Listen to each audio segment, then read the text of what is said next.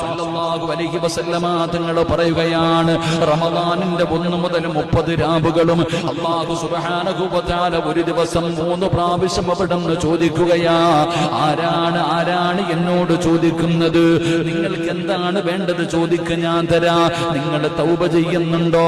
ഞാൻ നിങ്ങൾക്ക് പുറത്തു തരാം. നിങ്ങൾ പാപമോചനം തേടുന്നുണ്ടോ?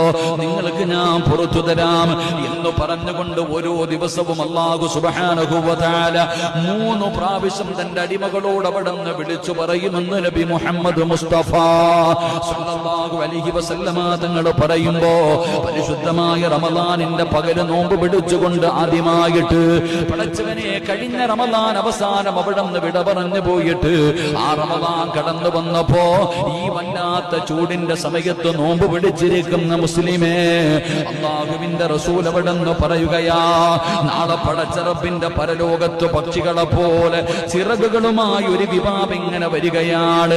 പടച്ചവനെ, അതാ ആരും അറിയുന്നില്ല ഞാനും നിങ്ങളും ചെയ്യുന്ന നന്മകള്, പരസ്യമാകാതെ രഹസ്യമായി ഒരുപാട് നന്മകൾ ചെയ്യുന്നവരെ